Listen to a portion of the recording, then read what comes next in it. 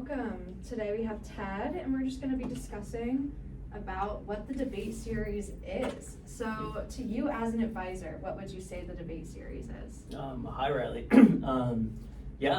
Thanks for having me on our podcast.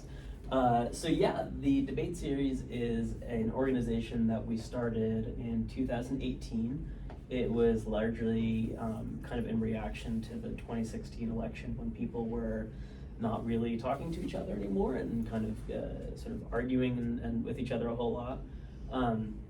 And students were asking me a lot about whether there was a place on campus where people could start talking.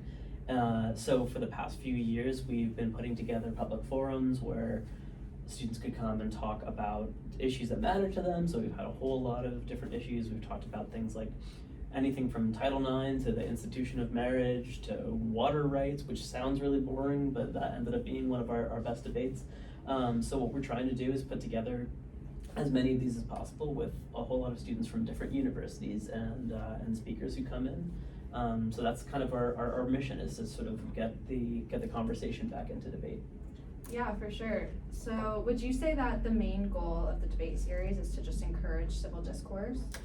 I would say that it's about encouraging civil discourse, and it's also, I think, about encouraging critical thinking, right? To try to challenge people to think, I think, a little bit differently than the typical political kind of left-right binary. I think we're trying to move away as much as we possibly can from this idea that every issue kind of just comes down to liberal or conservative, and try to break it out. And because I think most people don't really just naturally think that way. I think most people have much more complicated ways of thinking. And I think it's also to bring the voices of students into these conversations by inviting as wide an audience as possible to our forums, and make sure that it's not just the people who are on the actual forum who are doing the talking, and allowing the audience to start doing some talking too, Yeah, for sure. And just to transition into our topic for this year, Gen Z, is there anything in particular that inspired you to pick this topic? I'm surrounded by more people who are members of Gen Z than I am by anyone else. I mean, I spend more time with my students than I do with like my wife. Like I'm constantly surrounded by young students, and I think that it's weird, the shift in the generations that I've had as students, it kind of happened during the pandemic. So going into the pandemic, I was part of the same generation as my students. Like I was still a little bit younger, and my students were born a little bit sort of like before you guys. And so I think I had a very different sort of relationship to them, because I think we all kind of spoke the same language. We had very similar sort of like ways of seeing the world, similar sort of references. And then coming out of the pandemic, there was a big kind of culture shock for me, because not only did I realize like, oh, I got older and I'm like an old dude now. I also realized that the ways that my students, I think probably partly because of COVID, but I think partly because of a big generational shift, were, I think, talking very, very differently than what I had seen. And so I just genuinely got curious about a lot of aspects of Generation Z, doing a lot of reading myself about what it is that this generation sort of thinks about the world. I think I was curious about some of it confused me, and some of it really intrigued me. So I wanted to put these forums together, because I think Generation Z right now is trying to figure out who they are themselves. So we wanted to have more of those kind of conversations. Yeah, and just to fill in the viewers, if you don't know what Gen Z is, Generation Z, defined by the Oxford Dictionary, is the generation born in the late 1990s or early 21st century, perceived as being familiar with the use of digital technology, the internet, and social media from a very young age. Ted, what would you say, being from not Generation Z, would you recognize as the biggest difference between your generation and Generation Z? I appreciate that you're trying to avoid guessing what generation I'm in. I'm like smack in the middle of the sort of like the meaty part of what millennials are. Like I'm trying to figure out who Generation Z is. I mean, I don't want to turn the question back on you. I don't want to make you answer your questions rather, but I mean, I do feel like there's a digital awareness and a sort of comfort with technology that Generation Z has that I think millennials had to kind of get used to. We had to sort of like learn that language, and then we eventually became more comfortable with it, but are still, I think, very skeptical of it. And I think that there's a lack of skepticism or cynicism about technology that I think sometimes intrigues me and makes me feel kind of envious of Generation Z, but there's also a lack of that kind of skepticism that sometimes scares me about Generation Z, that they feel, I don't know, like what, if you, to turn it back on you, Riley, Yeah. what would you say, if you had to name like maybe 2 or 3 like main things that you think are like the defining things about your generation, like what would you say that they are? I think first and foremost the use of social media, and that definitely skyrocketed during COVID, but just how interconnected everyone is. You can be across the nation from someone and then still consider them a best friend, which I don't know 20 years ago would be possible, so I'm very grateful for that. The other thing I would say is how open my generation is with their feelings. Yes. That is an extremely big thing I've seen that's different from previous generations, is how willing people are to talk about what they're going through. So can I ask you just a follow-up to that, just because that's definitely one of the things that I think was one of those culture shock things that happened to me when I came back to teach after COVID. Because I can obviously see all kinds of huge benefits of feeling, more comfortable talking about feelings, feeling less sort of less judgmental about, being open about mental health and things like that. Are there relationships to sort of like that openness that you sometimes feel can go a little bit too far sometimes as part of your generation? Like when I see sometimes like mental health therapists who are offering sort of free advice on TikTok, that sometimes to me feels dangerous. And I know that it's probably important to be open about those things, but I sometimes hear students like self-diagnosing, and that I think sometimes can be a problem. Am I off base here?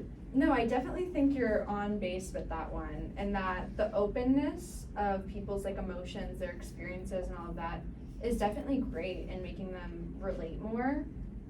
But it can also be kind of suffocating when you have the entire internet and entire generation basically acting like they know what is going on in your life, like personally. Sure. Yeah, I mean, and that's one of the contradictions that I think is fascinating to me, and that really makes me want to delve into this issue with Generation Z. Is I love how anti-judgment like the Generation Z is, that they very much are like, you do you, everybody should be able to kind of just be able to live their life how they want. At the same time, being very much the generation who grew up with social media and seemed to be pretty quick to be sort of like armchair critics and kind of go on and like participate in internet pile-ons and comment sections. So those are the things that I think that I'm trying to figure out, and I think my biggest question is, what are the aspects of Generation Z that I just don't understand because I'm old, and what are the aspects of Generation Z that I don't understand because Generation Z itself is still trying to figure those things out. So that's what we're trying to figure out with all of our forums this year, for sure. Yeah, and I think that's a big question, which is why we're not having just one debate or one podcast about it, for sure. Right. But that also kind of brings us into the question of how Gen Z is changing the world through their use of social media, through their use of activism. So what's your opinion on that? Yeah, I think I think I'm interested in the ways that Generation Z is trying to figure out how to talk to itself.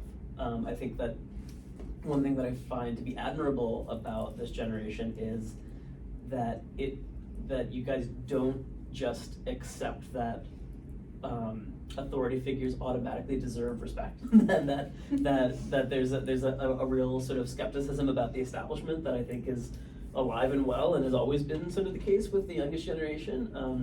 And so I do think that the way that they're trying to change the world is by sort of making, instead of trying to figure out how you can change to fit into the workplace or the professional world or education or anything like that, you're trying to figure out how to make the world sort of fit into what your generation needs, right? And I think that's really great. And I think again that there's a lot of aspects of Generation Z that's still trying to define itself and figure out what its demands are.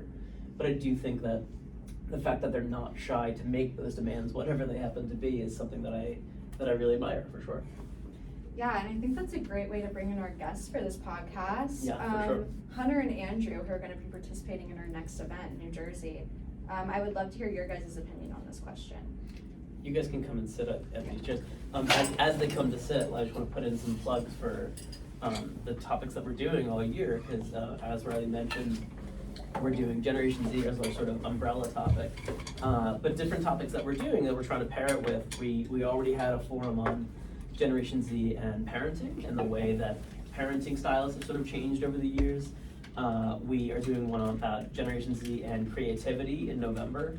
We're doing one on Generation Z and AI because ChatGPT, as of this recording, was like a pretty big deal, and I think is starting to scare some teachers and some people in white collar professions.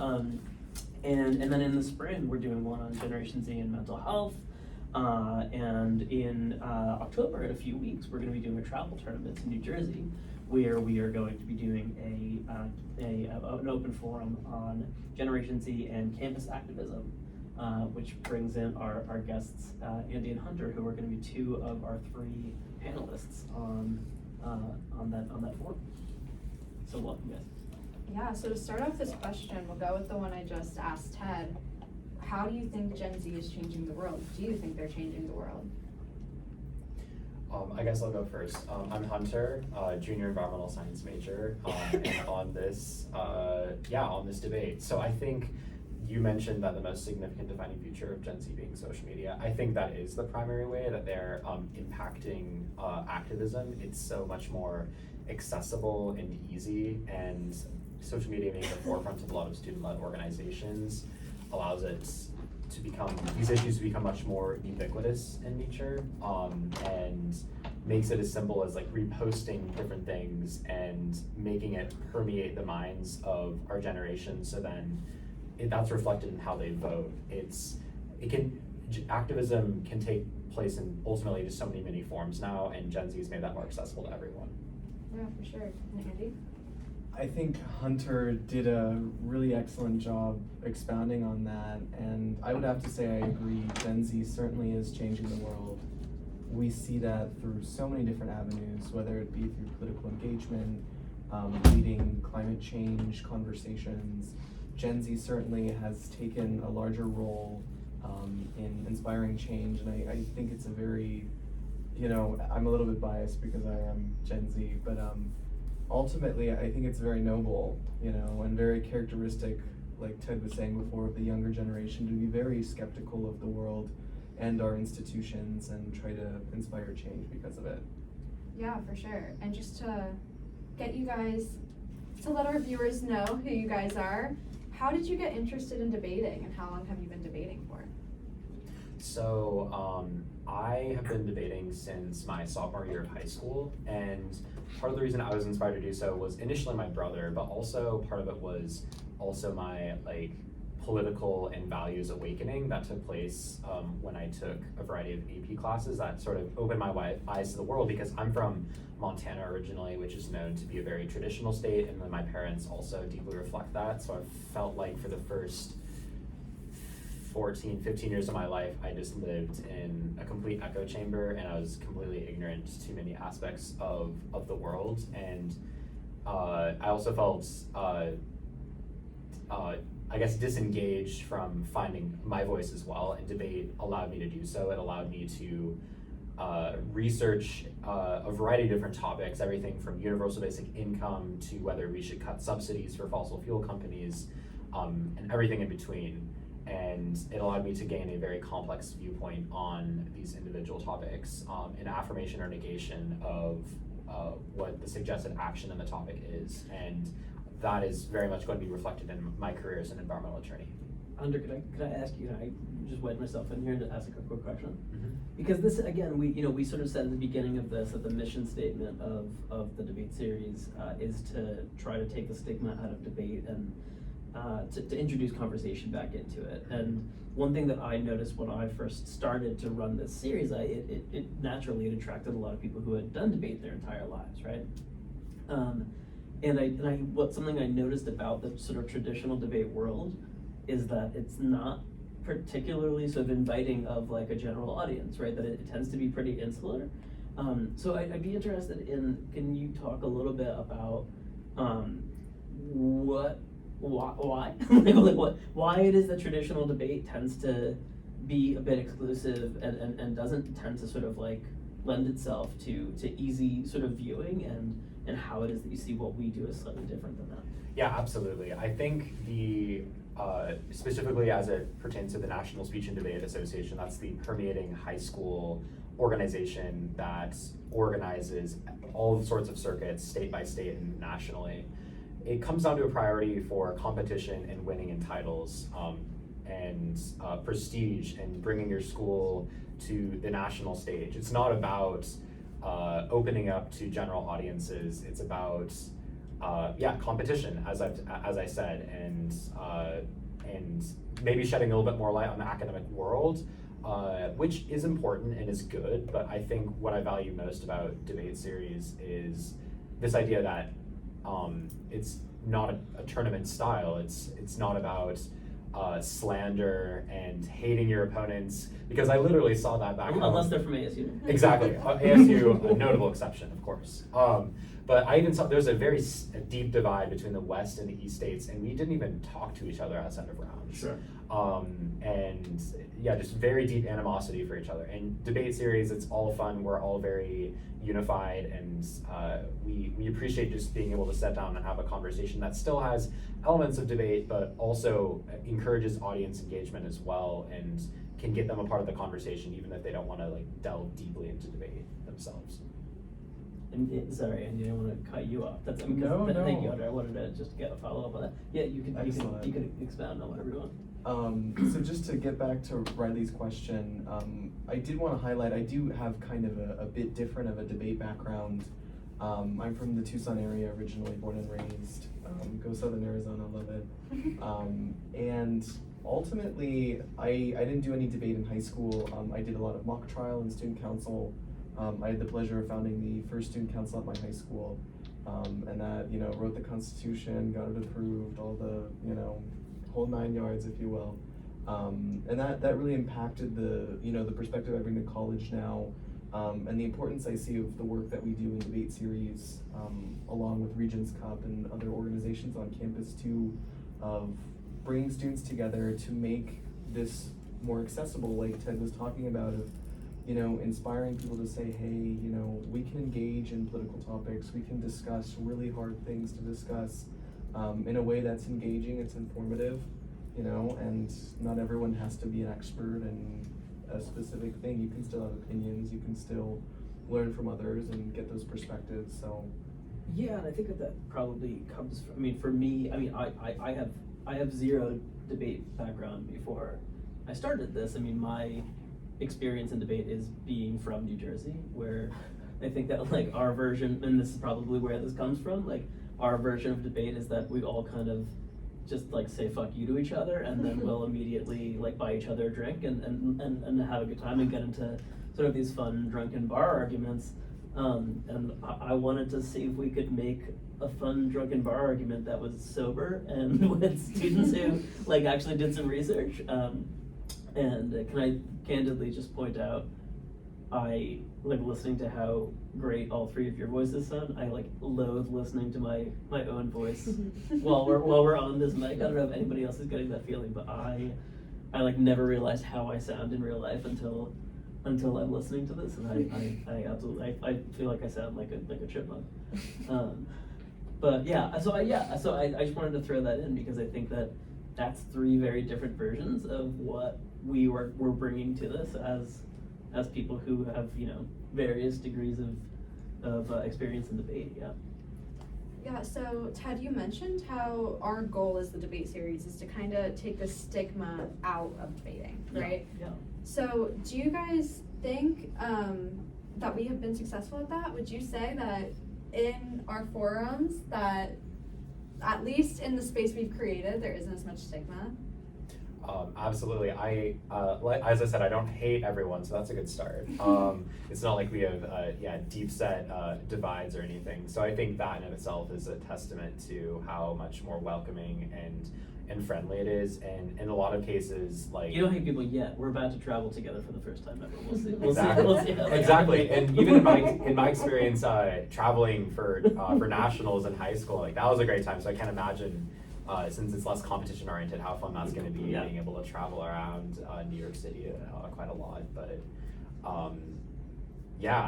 like even like just the fact that we hang out outside of debate series, and I've grown a lot closer to my partner Jacob, is just really a testament to the priorities of debate series. And as I've said, like a lot of like overwhelming positive audience feedback, it seems, and engagement.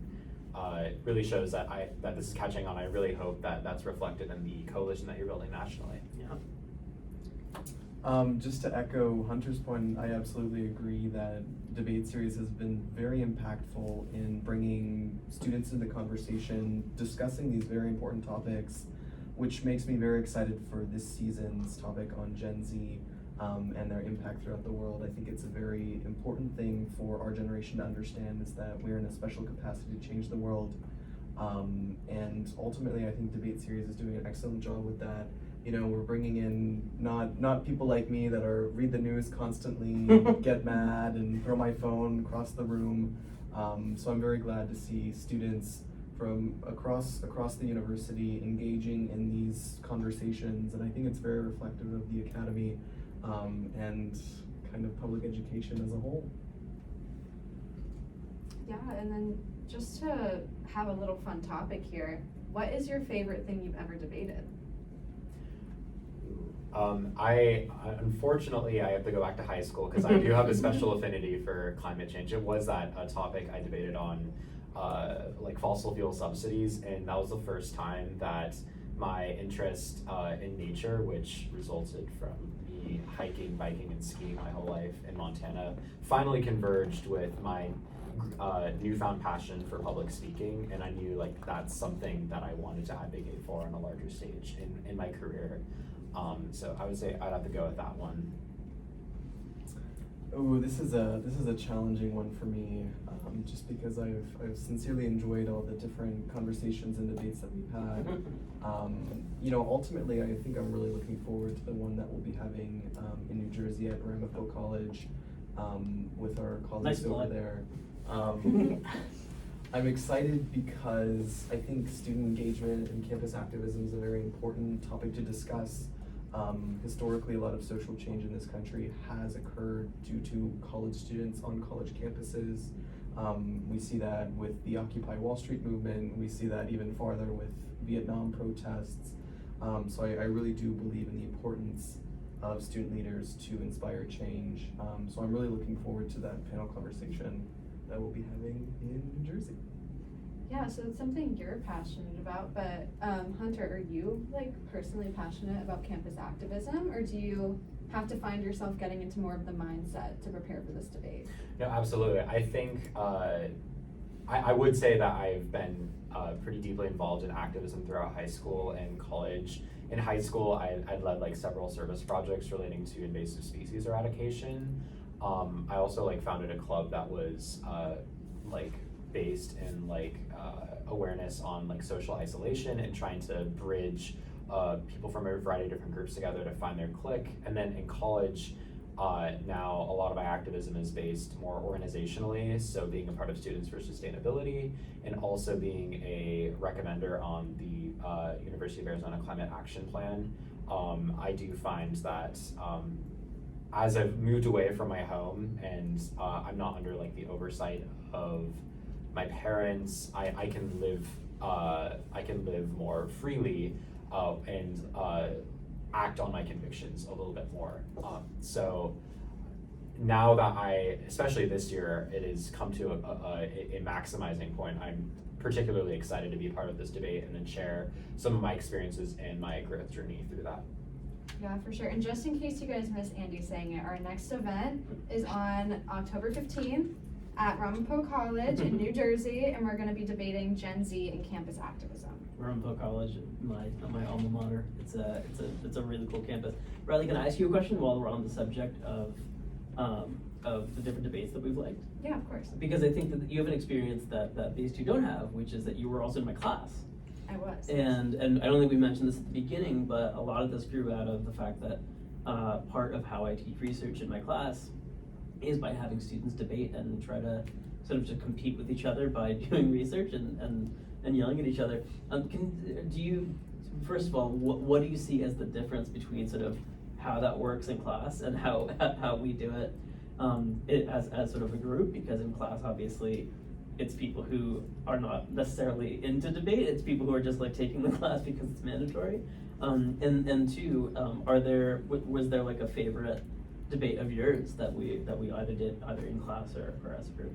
That's a super good question. Thank you. I would say the biggest difference I see is just how willing the debate series is to see each other's points of view.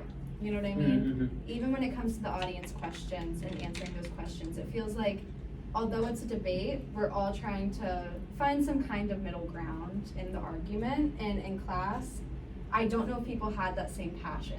So I don't know Sure. if they were willing to really fight as hard for their side and find some kind of middle ground or like answer these audience questions as passionately. Or you get like two people who were really, really, really into it, and then the people they were arguing against were like a little shy, and then Exactly. it was yeah. like watching a little kid pull like the legs off of an ant.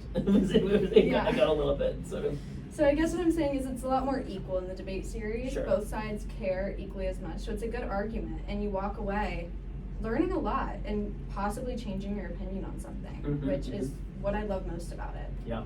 And then when it comes to the favorite debate that I've had, that's a hard one. I would say I really love the one we did about plastic surgery Oh, that was a good and one. whether or not it was antithetical to the body positivity movement. That was a really cool one, yeah.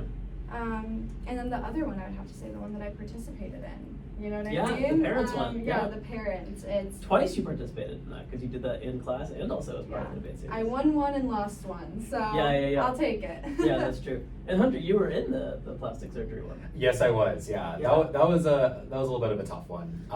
Yeah, definitely coming from Jake and I who are both men, but it was still very insightful nonetheless. Hearing from experiences and having more complex view on positivity, and that's not necessarily inherently Yeah. like a good thing. And maybe we're saying that everyone should be positive about it no matter what, but it's okay to like feel like to have more complex emotions about your image. In which, to bring the conversation full circle, I mean, one of the reasons why we did the whole debate on cosmetic surgery was that I personally, Ted, had sort of seen research that said that Generation Z was much more comfortable and engaging in cosmetic surgery a lot more than other generations in the past who have been a little bit more critical of it. And I was really kind of interested in that, and I was interested to see what I saw as sort of a contradiction or thought of as a contradiction, which is Generation Z, which was very much behind the body positivity movement, which was all about sort of loving yourself how you are naturally, and also being the same generation that had sort of extraordinarily high amounts of plastic surgery and Botox and lip fillers and things like that.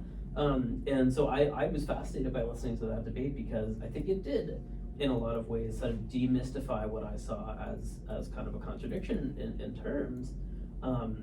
Though I still feel like I still am with the idea that it's not terribly body positive, but that's all right. Yeah, and I think that's what one of the best parts about, like I said earlier, how you get to see both sides and how they're argued so strongly. Because I think two people can walk away from the same debate holding a different opinion after it's over. Yeah. So that, I don't know, just to bring it back to that, that's what I really love about the debate series. Yeah. Also, to add one other thing, I just love how many stories are shared as well. Like coming from my traditional background, it's all about empirics and statistics, and you feel not particularly well connected with the topic, but in all of these, there's some sort of relation to the body that we are speaking to and we're preaching to. Yeah. And in our instance, one of our opponents actually had received plastic surgery, so they had a very Right. personal lens to it. So that's also another part of debate series. And that I was appreciate. very happy with it. Yeah, Like, absolutely. Felt very confident about it. Can I throw a question, another Jersey question at both of you?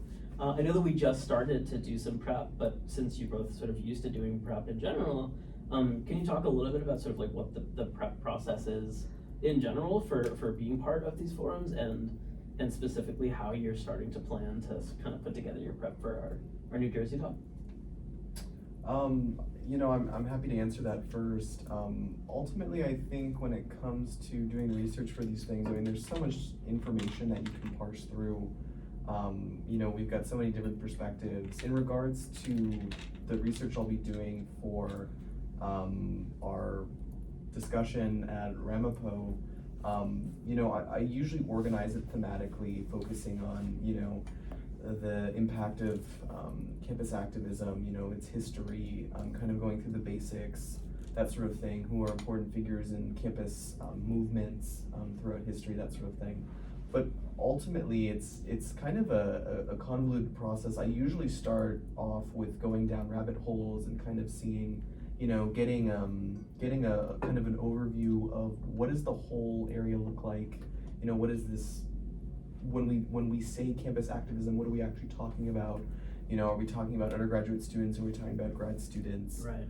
Are we even talking about our lovely faculty members and the very activist attitudes we have seen on other campuses from faculty as well? Right, because that is one of the things that we usually try to do, because oftentimes we think that we all mean the same things by the words in just the topic we're talking about, both in life and in debate.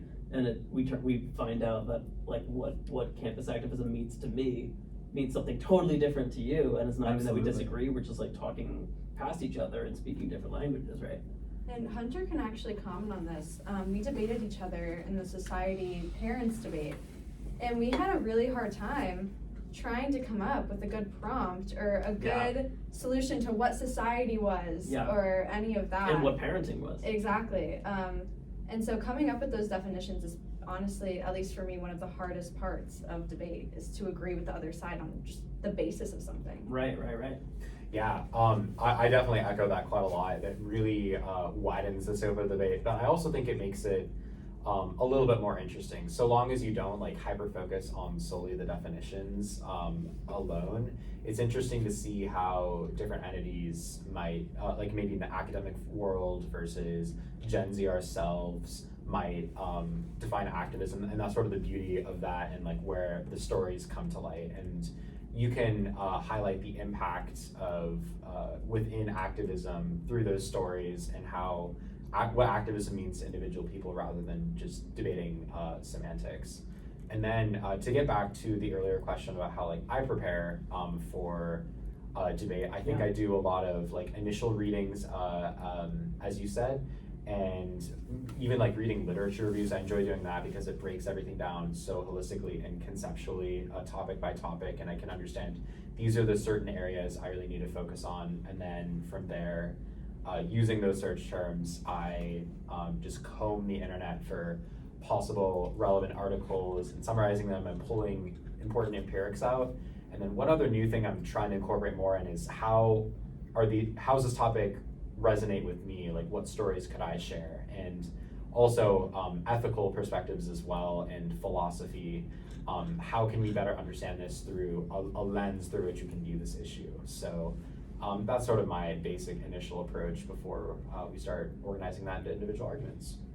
Yeah, I mean, I think that's the idea of a lens, I think is a really important thing, because and talking to people that you're arguing with beforehand to kind of make sure that you all are on the same page. I also want to say this, Riley, do you also feel like any second we should be like, and now let's take a break with the message from Smartwater, and then we can just like look over at the camera, like. For sure. I just feel like there's like giant blue dots behind us, and the fact that we're both holding Smart like this field, I feel like any second we should be doing like a quick ad. Yeah. In general, like this, I've never done a podcast before. So Smartwater, if you want to sponsor us, feel free. Yeah, hashtag Smartwater. Yeah, I also like, I feel, so I think I've mentioned this, but the way we usually do our forums is oftentimes I personally will moderate, just because I can't find anybody else to do it.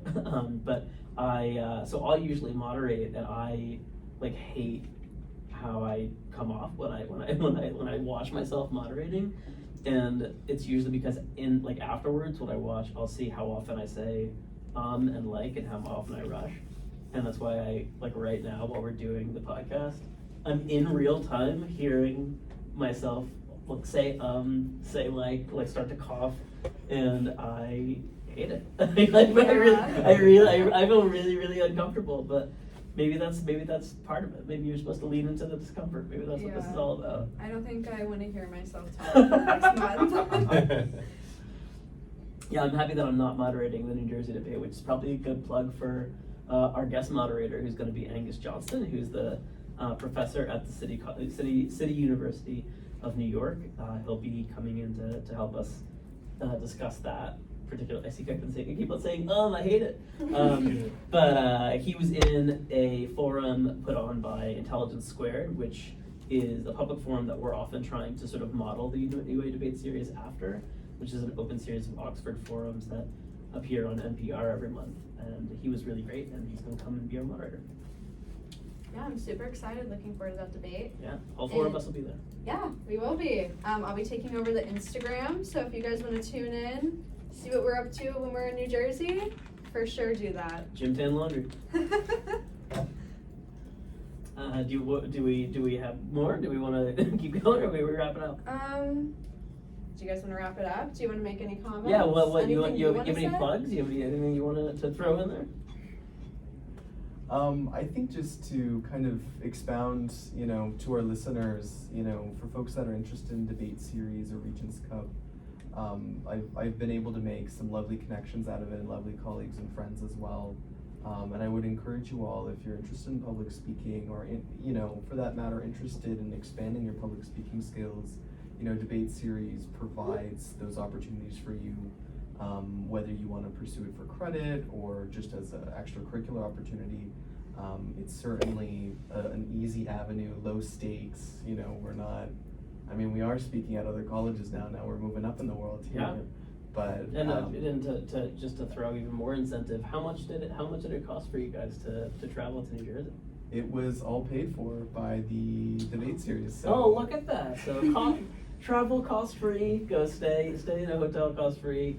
Yeah, those are all great reasons to join up. And I definitely want to emphasize what Andy just said, that it really is open to anyone. Like, all the people who will participate in the debate series are from so many different majors. Like, I'm a STEM major. Yeah. Like, my career doesn't, or like what I'm studying right now has nothing to do with public speaking. And then a lot of people came into debate series with very little or no public speaking experience, but at least had some degree of interest in it. And whether you want to join the Regents Cup and you're ready for that full commitment, or maybe you just want to do one debate event in the debate series, or maybe even if you just want to be an audience member and you want to ask a few questions, you want to get a lay of the land and see what it's like, there are a variety of different options for you to pursue and to explore the fields of debate at any commitment level. And I highly encourage you to check those out and see for yourselves how amazing our this team is. Yeah, I would agree with that, Hunter. I mean, I would tweak it and say any experience level. Your commitment has to be pretty high, but any experience level, and even if you want to work behind the scenes, which we have two interns who are here behind the scenes right now with us. There are plenty of ways to get involved, and I think you're totally right that we've had students who have never spoken a publicly spoken word ever in their lives before and join up because they want to try that, and we have people who have been doing debate since they were like in the womb and have a giant case of trophies hidden in their house somewhere. So yeah, you're welcome to come and be part of this whenever you want. Yeah, and our next on-campus event is going to be on November 14th in Yeah. Modern Languages Room 350. So come join us. It's going to be about Generation Z and creativity. We're going to have 3 guest speakers, one of whom is the executive director of NaNoWriMo, for any of you who know what that is. It's the National Novel Writing Month, so if you're interested in that, come on down and we'll talk about that. Yeah, for sure. Well, thanks for coming on, guys. Thanks for Great having first us. guest. Yeah, this was awesome. I enjoyed my time. Thank you. Yeah. Yeah, other than listening to my own voice, I think this was a success. Come listen to them again on October 15th when we're in New Jersey. Great. It's on October 15th. Yay! I knew it. I was like,